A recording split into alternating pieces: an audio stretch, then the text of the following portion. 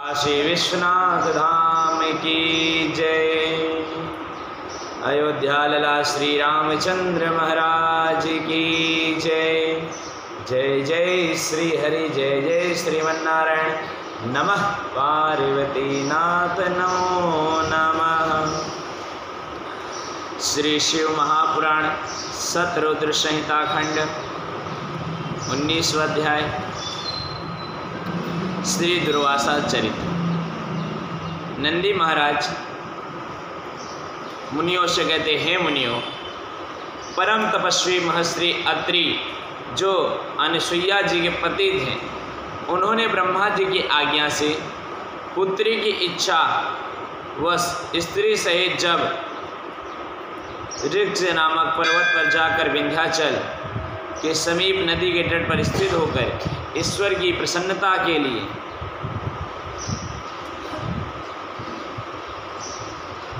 घोर तप किया तो उनके सिर से बड़ी तीक्ष्ण अग्नि की ज्वाला प्रकट हुई। उस ज्वाला से संपूर्ण लोक भस्म होने लगे। ऋषि और मुनि इंद्र आदि देवता तृप्त हो गए। तब इंद्र को सब साथ में लेकर सभी देवता ब्रह्मा जी के पास गए, अपना दुख निवेदन किया। ब्रह्मा जी विष्णु के पास गए और सभी देवताओं को लेकर, और सब भगवान विष्णु, उसके पश्चात सभी को भगवान शिव के स्थान पर गए। सब ने मिलकर एक स्वर से शिव जी की बड़ी स्तुति की। फिर अत्रि के परम तप से उत्पन्न अग्नि का दुख कहा। शिव जी ब्रह्मा विष्णु के साथ समीप बैठने लगे। फिर अत्रि ऋषि को वर देने के लिए तीनों देवता उनके आश्रम में पहुंचे। अत्रि जी ने सबके चिन्हों से पहचान कर सबकी अलग अलग स्तुति की। फिर कहा कि हे ब्रह्मा, हे विष्णु, हे शिव, आप संसार भर के पूजनीय माने गए हैं तथा प्रभु ईश्वर सृजन, रक्षा और विनाश करने वाले हैं। परंतु मैंने तो केवल एक शिव जी के ही पुत्र के कारण स्त्री सहित उनका ध्यान किया। फिर आप तीनों देवता क्यों चले आए? मेरे इस भ्रम को दूर कर मुझे इच्छित वर दीजिए। अत्रि ऋषि तपस्या करे तो तीनों देवता पहुंच गए वरदान देने के लिए, क्योंकि उनके तप में इतनी ज़्यादा शक्ति थी। उनके तप से जो अग्नि निकल रही थी वो तीनों लोगों को जला रही थी। इतना महान भक्ति शिव जी की कर रहे थे और शिव जी भक्ति से प्रसन्न हो रहे थे और उनका निरंतर जप चालू था, ध्यान चालू था। और इतना ध्यान होने लगा, इंद्र जो सिंहासन होता है वो हिलने लगा, तीनों लोग कांपने लगे। तो उन्हें शांत कराने के लिए उनके तप को तीनों देवता आ गए। तो वही पूछ रहे कि मैं तो सिर्फ एक पुत्र के लिए सिर्फ शिव जी का आभार, आप तीनों देवता आ गए जो प्रलय, रक्षा, पालन करने वाले हैं, जन्म दे, सबके सब आ गए। कहते हैं कि मैं भ्रम में हूँ, यदि मुझे भ्रम है तो इस भ्रम को दूर करके बताइए और मुझे इच्छित वर दीजिए। तब तीनों देवता एक ही साथ बोलते, हे मुनिराज, जैसा आपने संकल्प किया था वैसा ही होगा। हम तीनों देवता ब्रह्म, इच्छा, ब्रह्म, ईश, विष्णु, भगवान शिव को ही ईश कहा जाता है, ईश। और ईशान कोण में जो मंदिर बनते हैं भगवान शिव का ही वास होता है। ईशान कोण पूरब और उत्तर के कोने को कहते हैं। तो ईशा, ईश जो भगवान शिव के नाम है, तो ब्रह्म, ईश और विष्णु समान, अतएव हमारे अंश से तुम्हारे 3 पुत्र प्राप्त होंगे। ऐसा कहकर वे तीनों देवता अपने अपने स्थान को चले गए। ऋषि अत्रि मुनि भी बहुत प्रसन्न हुए कि मैं एक पुत्र की लालसा कर रहा था भगवान शिव की पूजा के लिए, और 3 देवताओं के तीनों ही अंश 3 संतानें होंगी। ये सुन के बहुत ज़्यादा गर्वित हुए कि भगवान ब्रह्मा जो सृजन करता है, भगवान विष्णु जो पालन करता है, और भगवान शिव जो अधर्म के नाशक हैं, विध्वंस कारक हैं, ये सभी मेरे पुत्र बन के आएंगे। बहुत प्रसन्न हुए, सोच के हर्षित हुए। अब वो ये समाचार लेकर आनंद सानंद अपने स्थान को गए। अनुसुईया सहित बहुत ही खुशी मनाई। फिर अनुसुईया से ब्रह्मा, विष्णु और शिव रूप से तीनों देवता उत्पन्न हुए ब्रह्म अंश से चंद्रमा, विष्णु अंश से दत्त और शिव अंश से मुनि श्रेष्ठ दुर्वासा जी। बोले दुर्वासा ऋषि महाराज की जय। तो दुर्वासा ऋषि इस तरह से प्राकट हुआ सभी देवताओं का, तीनों त्रिदेव शक्ति का त्रिदेव में जन्म लिए। फिर दुर्वासा जी ने दयालुतावश बहुत धर्म की परीक्षा की। सूर्यवंश में उत्पन्न राजा अम्बरीश की भी इन्हीं ने परीक्षा ली थी। महाराज अम्बरीश सप्तद्वीप के स्वामी थे, जिन्होंने एकादशी का व्रत किया था। तब दुर्वासा जी ने उनके नियम को जानकर अपने शिष्यों के साथ उनके यहाँ गए। राजा ने थोड़ी सी द्वादशी पारण का विचार किया और जो ही पारण पर बैठने वाले थे कि दुर्वासा ऋषि वहाँ जाकर रुष्ट हो गए। अधर्म की परीक्षा मुनि उनसे कठोर वचन कहने लगे। उन्होंने कहा, मुझे निमंत्रण देकर बिना भोजन कराए जल क्यों पी लिया, उसका फल दिखाऊंगा। ऐसा कह ऋषि क्रोध करके राजा को श्राप देने के लिए, भस्म करने के लिए बोलने लगे। और उसी राजा ने की रक्षा के लिए सुदर्शन चक्र आया। शिव जी की माया से मोहित मुनि को शिव रूप नहीं जाने और मुनि को जलाने चला। तब आकाशवाणी हुई। आकाशवाणी ने कहकर सुदर्शन को शांत कराया और कहा कि ये दुर्वासा भगवान शिव के अंश हैं। सुदर्शन चक्र शिव जी ने ही विष्णु के लिए दिया था, ये हमने पहले भी कथाओं में जाना है। तो भगवान विष्णु के शंख चक्र गदा पद्म ये सब भगवान शिव जी ने उन्हें प्रदान किया है, शंख चक्र। और ये सुदर्शन चक्र भगवान शिव का ही चक्र था। इसके लिए बहुत सी कथाओं का वर्णन भी आता है कि एक समय असुरों का अत्याचार बढ़ गया था और उनके वध के लिए किसी ऐसे अस्त्र शस्त्र की आवश्यकता थी जिससे वो मन की इच्छा से चले और असुरों का नाश करे। इसके लिए भगवान श्री हरि शिव जी की पूजा करें तो उनके सहस्त्र नाम से एक एक पुष्प अर्पित करते थे, कमल के फूल को, और एक फूल चढ़ाते थे और एक नाम बोलते थे। उसी तरह सहस्त्र नाम शिव जी के भगवान विष्णु द्वारा रचित हैं। तो उन्हीं की परीक्षा लेने की मैया भगवती ने एक कमल के फूल को अपने पास में रख लिया और जब सहस्त्र में एक कम हो गया, 99 नाम हो गए 999 और एक नाम के लिए एक पुष्प कम पड़ा। भगवान विष्णु शिव जी को इतना मानते थे कि उनके लिए अपने नेत्र निकाल के शिव जी के चरण में अर्पित किए और तभी भगवान प्रकट हुए और भगवान विष्णु का कमल नयन नाम हुआ। बोले कमल नयन भगवान की जय। मैया भवानी भी बहुत प्रसन्न हुई नारायण से। उन्होंने कहा, मैं आपके श्री हरि परीक्षा ले रही थी, आप सच में शिव जी के अनन्य भक्त हैं। आपके जैसा शिव भक्त इस पूरे संसार में कोई नहीं, जो अपने नेत्रों को ही अपने स्वामी के लिए अर्पण कर दे। इसलिए भगवान श्री हरि को कमल नयन कहा जाता है, जो भगवान शिव के द्वारा दिया गया। तो उनसे प्रसन्न होकर भगवान शिव जी पूछते, क्या चाहिए नारायण। फिर नारायण जी बताते कि प्रभु मुझे कुछ ऐसे अस्त्र चाहिए जो कि मन की इच्छा से मेरे चले और जो मैं सोचूं वो जाकर वह सुदर्शन, वो चक्र, जो भी अस्त्र शस्त्र वो जाके सामने वाले का विनाश करे। तो भगवान शिव जी ने प्रसन्न होकर श्रीमन नारायण को सुदर्शन चक्र प्रदान किया और यह आज्ञा दी कि अब आपसे जो भी आज सोचेंगे विचार करेंगे उसी अनुसार यह सुदर्शन चक्र कार्य करेगा। तो यहाँ पर दुर्वासा जी का चरित्र सभी जानते हैं, जग विख्यात है। समय समय में इन्हें क्रोध बहुत आ जाता था, शांति से बैठे बैठे इनको बहुत क्रोध आ जाता था और इन्होंने सभी की परीक्षाएं ली। तो वही राजा अम्बरीश की भी वही परीक्षा ये लिए, फिर भगवान राम की भी इन्होंने परीक्षा ली है, कृष्ण जी की भी परीक्षा ली है। दुर्वासा जी का चरित्र पढ़ेंगे तो इन्होंने ब्रह्मा विष्णु महेश सबकी ही परीक्षा ले डाली। यहाँ तक कथाएँ आती कि इन्होंने नारायण की छाती में लात भी मारा था। तो दुर्वासा ऋषि का चरित्र इसी तरह से फिर बताते हैं कि जब सुदर्शन चक्र भगवान दुर्वासा को परिक्रमा करके प्रणाम करके वापस चला गया। फिर राजा अम्बरीश ने दुर्वासा जी को शिव जी का अवतार समझ के उन्हें प्रणाम किया।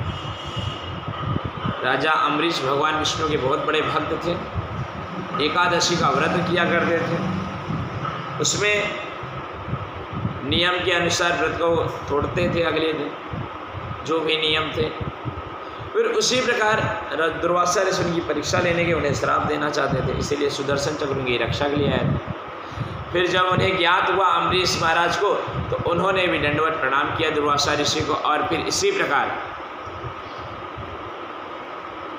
और फिर उनको लेके गए, भोजन पानी कराए, चरण स्पर्श, चरण धोए, चरण स्पर्श किए। और फिर दुर्वासा ऋषि ने श्री रामचंद्र जी का भी परीक्षा लिया है। उन्होंने कहा था रामचंद्र जी से कि जब तक हमारी बातें होंगी तब तक कोई आएगा नहीं, यदि वो आएगा तो तुम्हें उसे त्यागना पड़ेगा, भले कोई भी क्यों ना। इस प्रकार जब बात करने बैठे थे, आदेश दिए थे, किंतु फिर भी इन्हीं के प्रभाव के कारण से लक्ष्मण जी चले गए थे। काल मिलने आए थे श्री राम जी से, और काल ने कहा था जब तक हम आपसे मिलेंगे कोई आपको यहाँ बीच में आएगा नहीं हमारे आपको। और काल बताते कि प्रभु नारायण आपका कार्यकाल पूर्ण हो चुका है, अब आप श्री वैकुंठ को वापस चलिए। और इतने में लक्ष्मण जी आ जाते हैं, क्योंकि दुर्वासा जी कहते हैं अगर तुम नहीं जाते हो राम से मिलने के तो मैं तुम्हें श्राप दूंगा, पूरी अयोध्या ही जल के नष्ट हो जाएगी जिसमें तुम्हें अभिमान है। और लक्ष्मण जी सोचे अगर मैं गया तो मैं भस्म हो जाऊंगा, और नहीं गया तो ये पूरी अयोध्या नगरी भस्म होगी। तो इससे अच्छा है कि मेरे भस्म होने से मतलब कि राम जी ने कहा था कि अगर जब तक मैं इनसे बात करूँगा, वो काल स्वरूप ऋषि आए थे, उन्होंने कहा था कि जब तक मैं आपसे बात करूँगा कोई आएगा नहीं। तो उन्होंने कहा था कोई भी नहीं आएगा, नहीं था मैं उसे सबसे उचित दंड दूंगा, मृत्यु का प्रावधान किए थे। तो लक्ष्मण जी सोचे इससे अच्छा है पूरे नगर जल के भस्म हो इन ऋषिवर के, इससे अच्छा है कि मैं स्वयं ही नष्ट हो जाऊंगा, वो चलेगा, मुझे मृत्यु को प्राप्त हो जाऊंगा।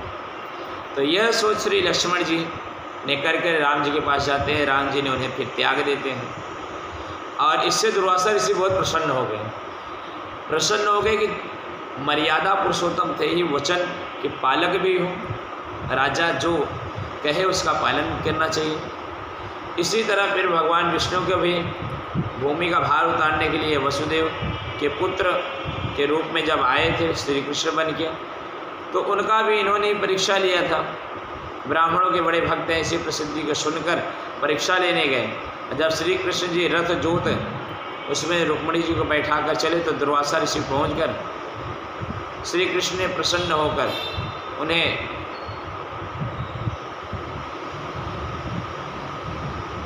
वरदान दिए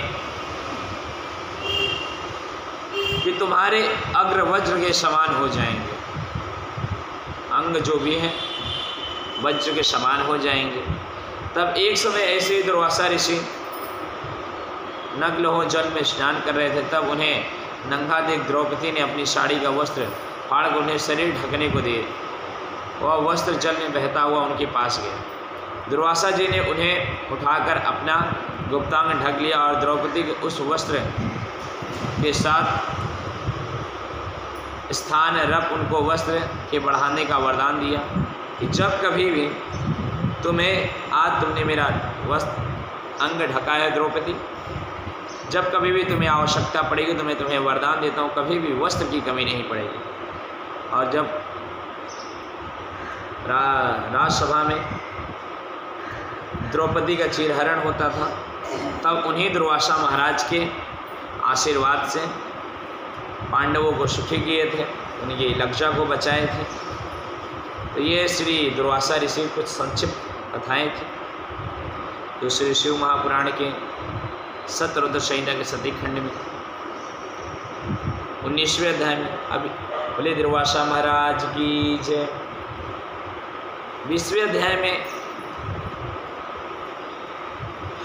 श्री शिव जी के 11वें रुद्र साक्षात हनुमान जी महाराज की कथाएं ही हैं। बोले अंजनी पुत्र हनुमान जी महाराज की जय। मनोजवं मारुततुल्यवेगं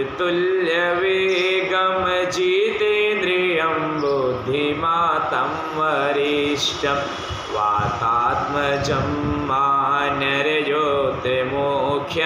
श्रीरामदूतं शरणं प्रपद्ये। अंजनी मैया की जय हो। और कहते हैं ना, अंजनी के लाला साहेब कपिकुल के उजियारे, जय हो जय महाराज केसरी के आँखों के तारे। अंजनी के लाला साहेब कपिकुल के उजियारे, जय हो जय महाराज केसरी के आँखों के तारे। तो उन्हीं मैया अंजनी के लाडले श्री केसरी जी की आंखों के तारे श्री हनुमान जी महाराज जी के अवतरण की कथा है। आज इस कथा को पूर्ण करेंगे हनुमान जी के जन्म की। तो सभी ऋषियों ने पूछा कि हमें शिव जी के और अवतारों की कथाएं बताइए। तो नंदी महाराज जो धर्म के प्रतिपालक धर्म स्वरूप महाराज नंदी महाराज कहते हैं कि हे मुनियों, एक समय की बात बताता हूँ आप सबको कि जब ऋषियों के श्राप के कारण जय विजय असुर के रूप में आए थे और उनका आसुरी प्रभाव बढ़ने लगा था और पूरे चराचर उनके अत्याचार से त्राही त्राही हो रहा था। सभी देवता मिलकर ब्रह्मा जी के पास जाते हैं, बताते हैं उस समय रावण और कुंभकर्ण नाम के असुर हुए थे। तो ब्रह्मा जी जाते हैं सभी देवताओं को लेकर, सारी बातें सुनकर श्रीमन नारायण के पास। श्रीमन नारायण भगवान को सारी बातें बताते हैं और भगवान नारायण उनको वरदान देते हैं। रावण ने वरदान ही मांगा था कि ना मैं किसी देवता से मरूँ, ना असुर से, न दुनिया भर के सभी से। जब ब्रह्मा जी ने पूछा कि और कुछ, तो उन्होंने कहा कि इन्हें मनुष्यों और वानरों से कैसा भय, इन्हें तो मैं मुट्ठी में मसल दूँ ऐसे। उसने बोला मनुष्यों से तो बिल्कुल भय नहीं, मनुष्यों और वानरों से इनसे कोई भय नहीं है मुझे, बस देवताओं से, इंद्र से, ऐसे देवताओं से मुझे मृत्यु ना प्राप्त हो। इस तरह से वरदान पाने के बाद बहुत अत्याचार किया। तो उसके अत्याचार से छुटकारा देने के लिए श्रीमन नारायण ने अयोध्या में श्री रामचंद्र जी के रूप में प्रागट्य किए। फिर उसी समय शिव जी की भी सहायता की आवश्यकता थी, क्योंकि बिना शिव जी के उनके भक्त को मारना असंभव था। तो इसीलिए नारायण और समस्त देवताओं ने भगवान शिव से प्रार्थना की थी कि हे प्रभु, आपका भी अंश आना बहुत आवश्यक है। भगवान लीलाधर मंद मुस्कुराते हुए बोले कि जब आवश्यकता पड़ेगी मैं वहाँ साक्षात रूप में आ जाऊँगा। इस तरह से मैया अंजनी आंजन प्रदेश में रहते हुए एक संतान के लिए भगवान शिव की परम भक्त ने थी। उनके पूर्व जन्मों की भी कथाएं थी इन्हीं दुर्वासा महाराज की वजह से। तो इन्हीं दुर्वासा महाराज ने श्राप दिया था, अप्सरा थी, इन्होंने श्राप दिया था कि जा तू वानरी बनेगी। कथाएं बहुत लंबी, फिर कभी लेंगे इसको विस्तार में। तो वो मैया अंजनी दूसरे जन्म में बनती हैं, फिर भगवान शिव की बहुत पूजा पाठ करती हैं और एक संतान के लिए कठोर तप करती हैं।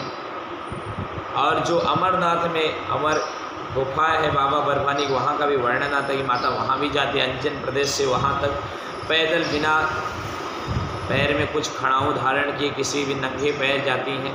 भगवान को जल अर्पित करती हैं, मैया गौरी को और भगवान शिव को वंदना करती हैं और भगवान उससे बहुत प्रसन्न होते हैं और उन्हीं माँ अंजनी को दर्शन देते हैं और कहते हैं क्या चाहिए। तो मैया अंजना उनसे हाथ जोड़ कहते हैं कि हे प्रभु, मैं आपको अपने संतान के रूप में प्राप्त करना चाहती हूँ। भगवान शिव ने तथास्तु कहते हैं और फिर माँ अंजना के गर्भ में आते हैं और अंजनी के गर्भ में आते हैं और फिर उनका हनुमान जी महाराज का प्रागट्य होता है।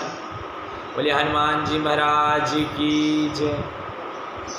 ऐसे तो कथा बहुत ज़्यादा है, किंतु शिव पुराण के अनुसार बहुत छोटी कथा है, उसी के अनुसरण करेंगे।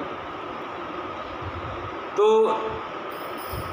एक कथा इसमें यह भी आती है कि जब हनुमान जी महाराज छोटे थे तो इन्होंने सूर्य का ग्रास किया था। तो बताते हैं हनुमान जी महाराज बहुत नटखट थे, बहुत ज़्यादा चंचल थे। चंचलता की इनकी कोई सीमा नहीं थी और बहुत ज़्यादा लीलाएं करते थे।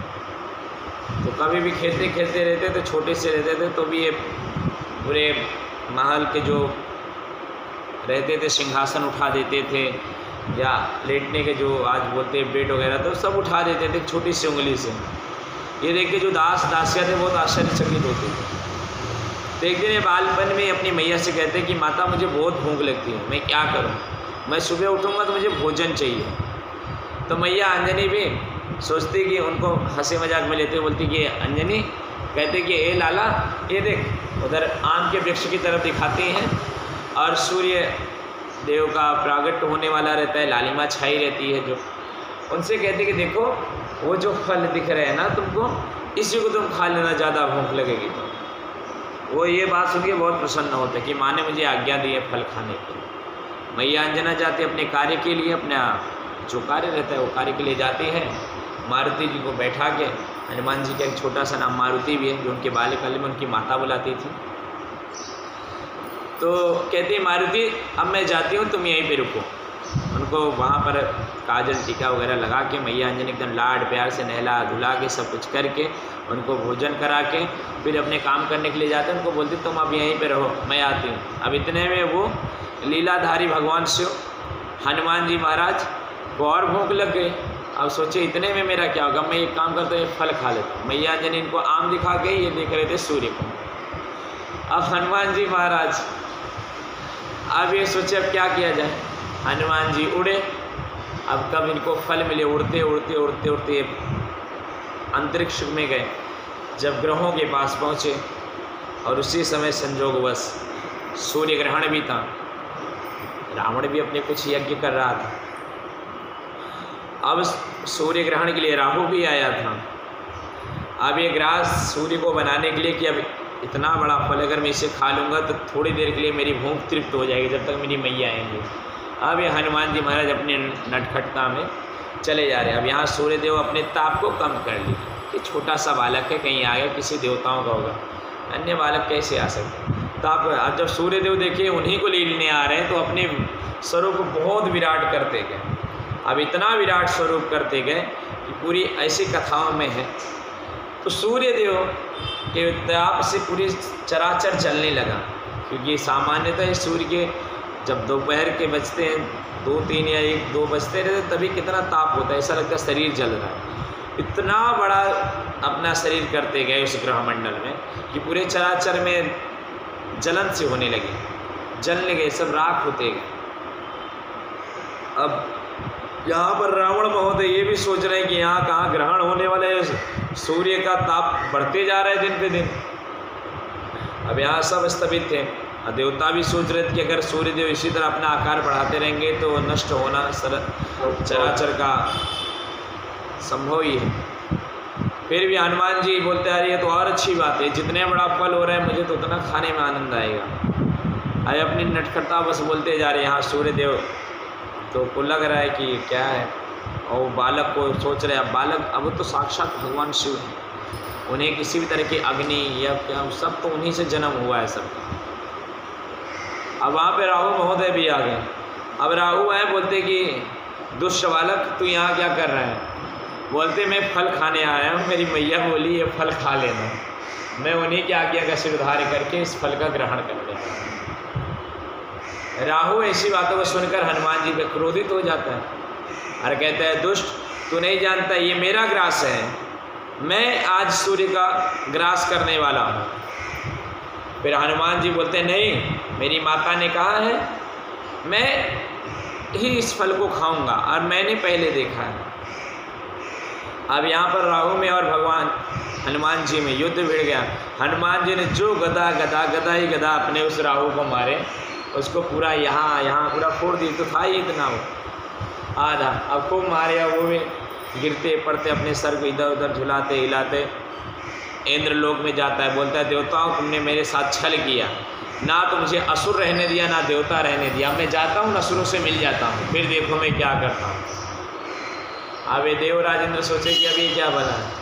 उन्होंने कहा आज तो तुम्हारा सूर्य का ग्रास था, तो जाके सूर्य देव को ग्रहण करो।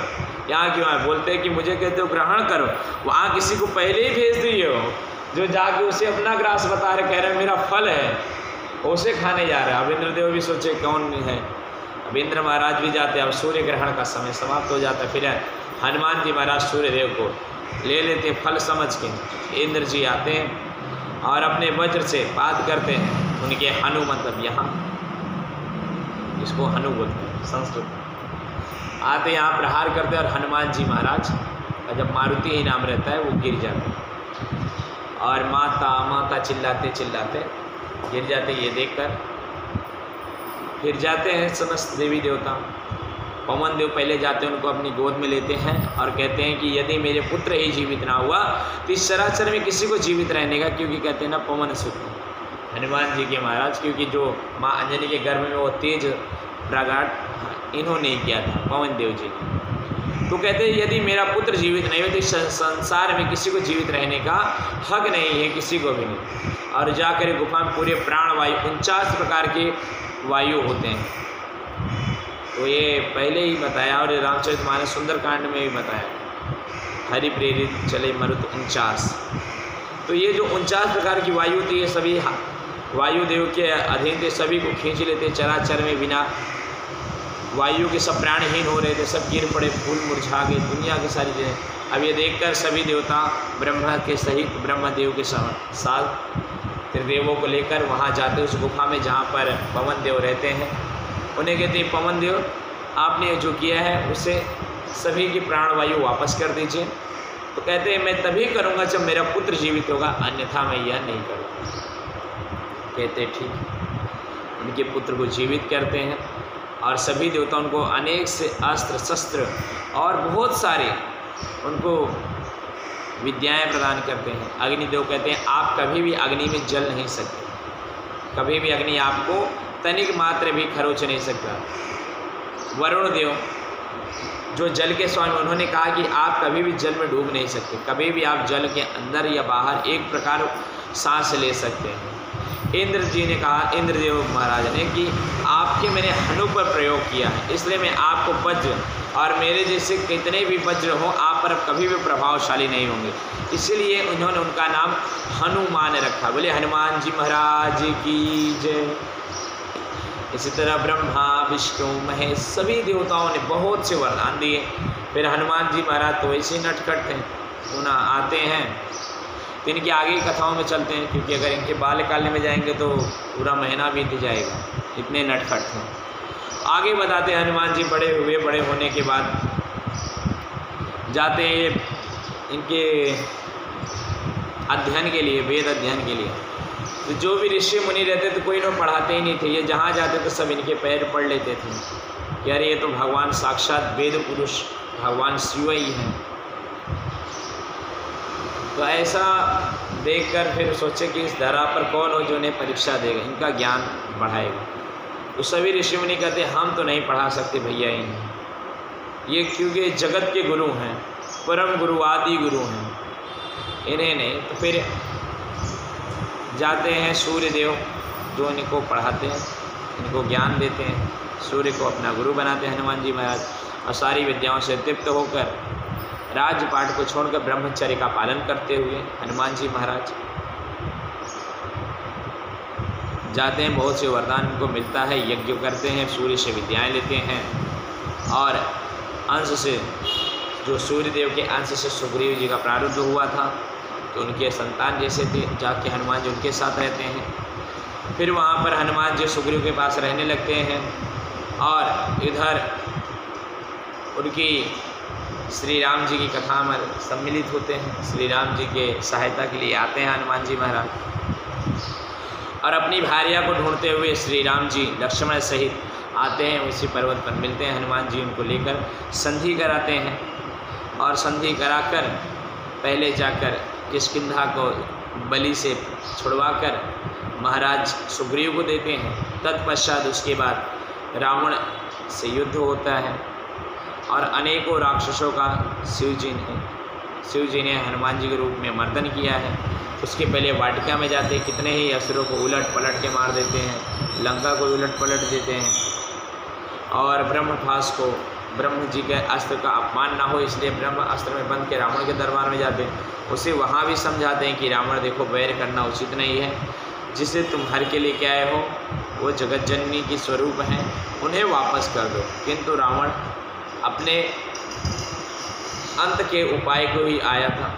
ऐसी बहुत सी कथाओं में वर्णन आता है। वैसे तो रावण के चरित्र को सराहना की योग्य नहीं, लेकिन किंतु कुछ कुछ रामायणों में आता है कहीं कहीं कि रावण बहुत विद्वान था। विद्वान तो था ही, सभी कहते हैं। आज भी शिव तांडव उसके द्वारा जो रचित है घर घर में प्रसिद्ध है। बहुत से लोग हैं कि उसको 2-3 लाइन भी बोलना बहुत कठिन है। इससे लय से लिखी गई है वो शिव तांडव। तो वो जो रावण ने बहुत ज्ञानी था वो था ही, और उसे पता था उसकी मृत्यु हो नहीं सकती, इसीलिए उसने ये सारे कृत्य किए थे।